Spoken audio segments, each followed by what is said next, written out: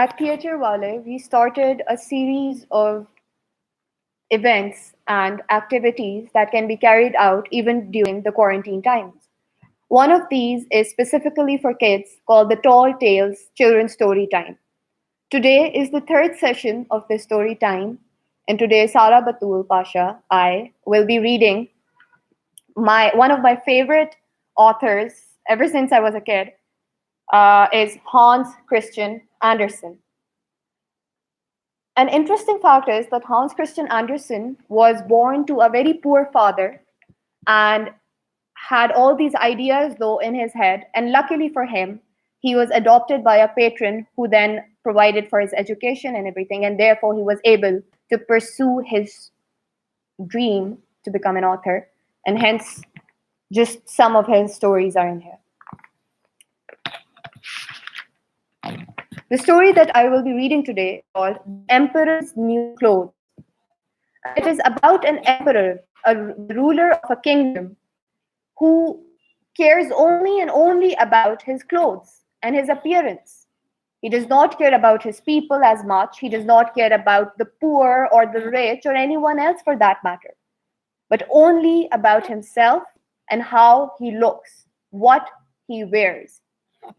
So let's start. Many years ago, there lived an emperor who cared so enormously for beautiful new clothes that he spent all his money upon them, that he might be very fine. He did not care about his soldiers, nor about the theater, nor about driving in the park, except to show off his new clothes. He had a coat for every hour of the day, and just as they say of a king, he is in council, one always said of him, the emperor is in the wardrobe. In the great city in which he lived, it was always very merry. Every day a number of strangers arrived there. One day, 2 thieves came. They gave themselves out as weavers and declared that they could weave the finest stuff anyone could imagine.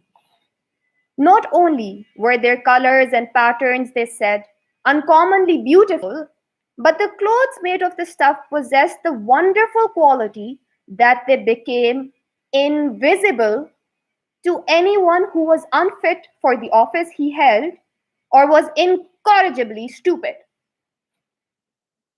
Those would be capital clothes, thought the emperor.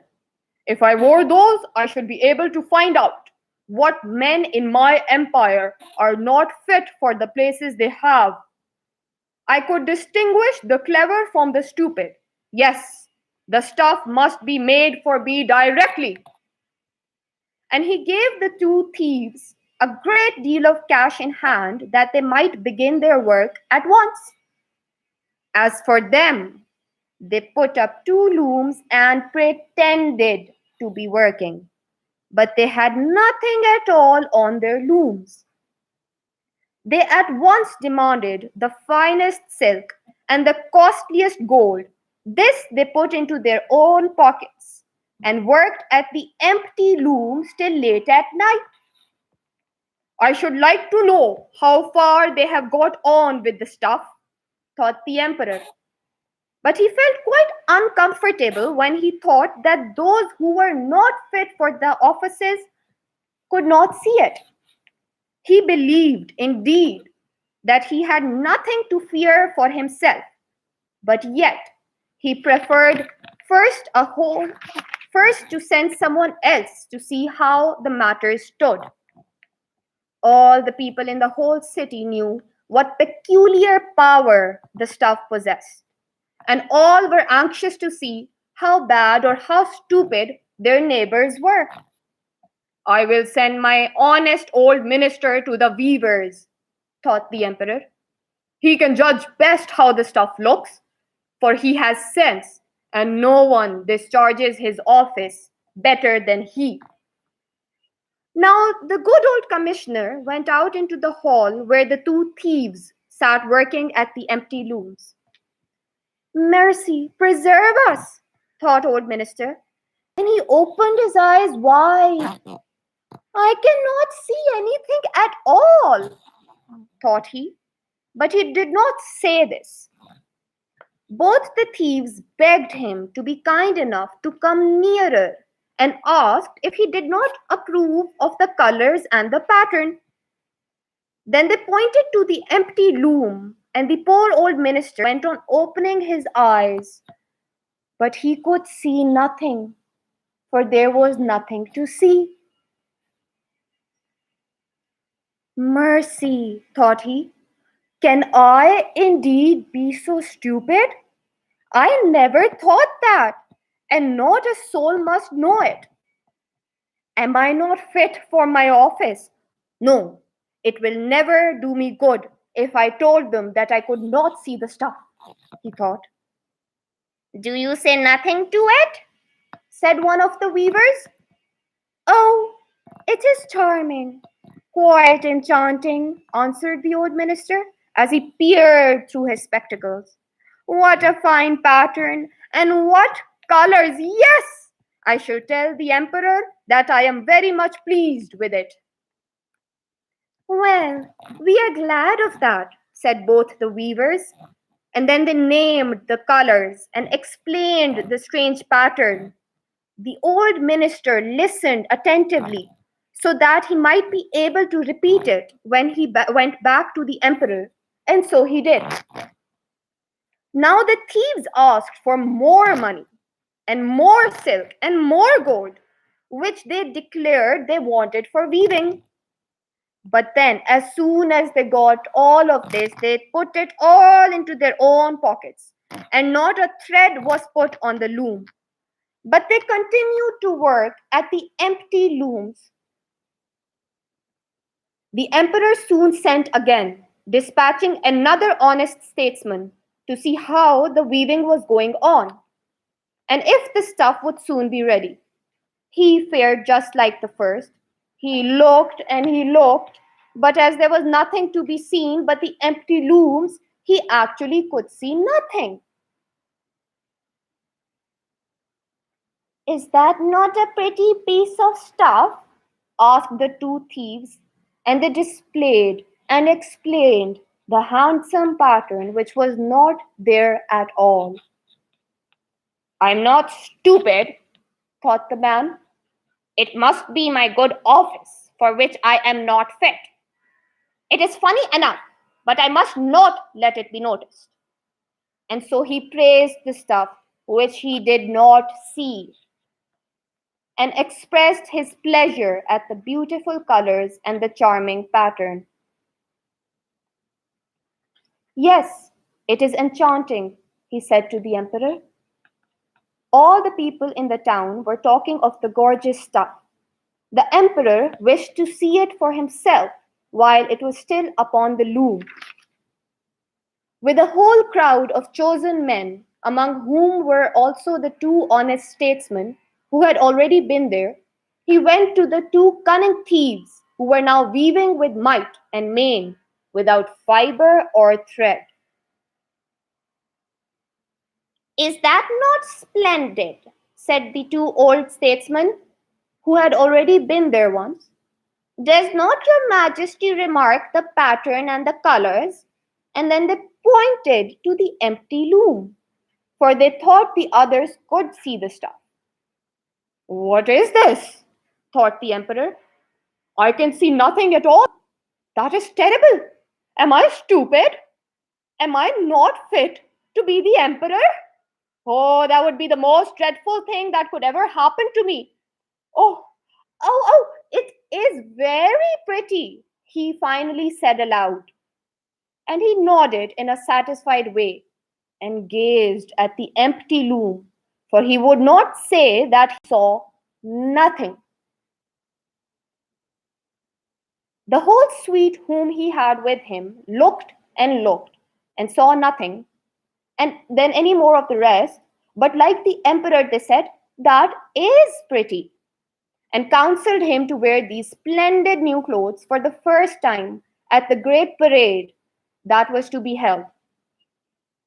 It is splendid, tasteful, excellent, went from mouth to mouth. On all sides there seemed to be general rejoicing, and the emperor gave each of the thieves a cross to hang at his buttonhole and the title of Imperial Court Weaver.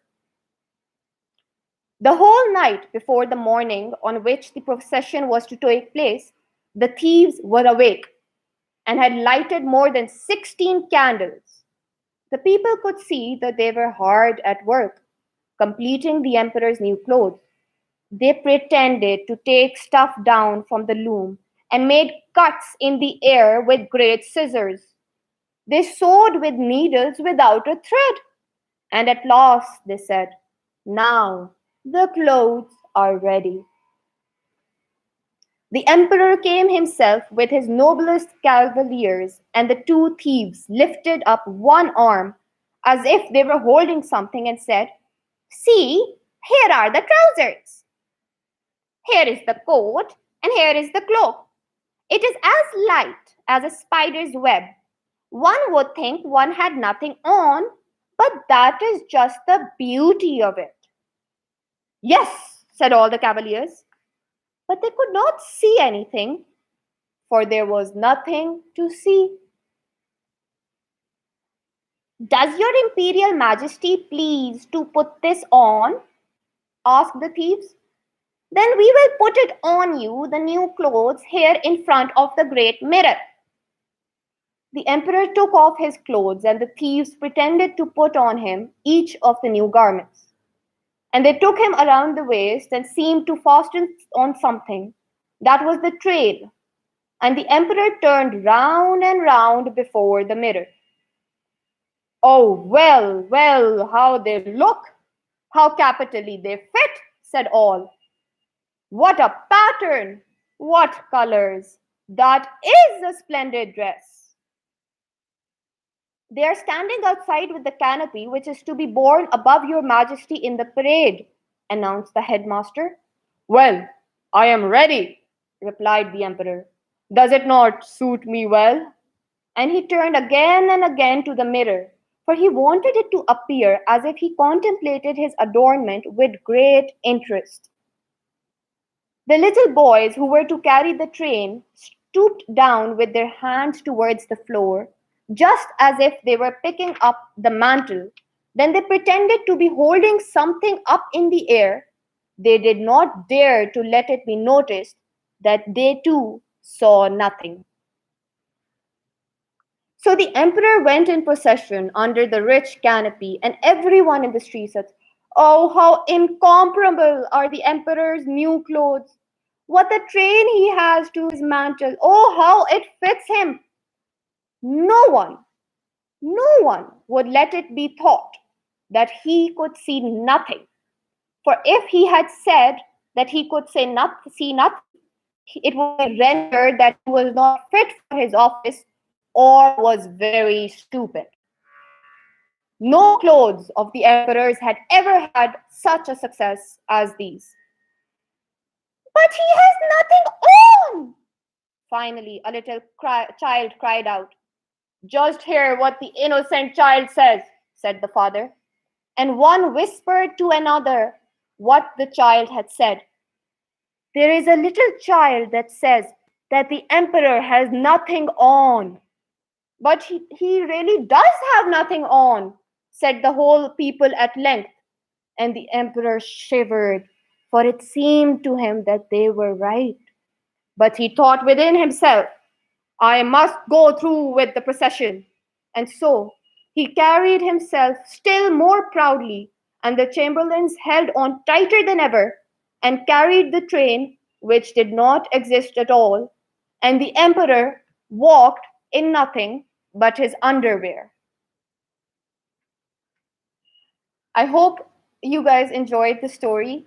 Please tune in again next week for more sessions that we will be having online. Check in to our Facebook and Instagram pages for more information. Thank you.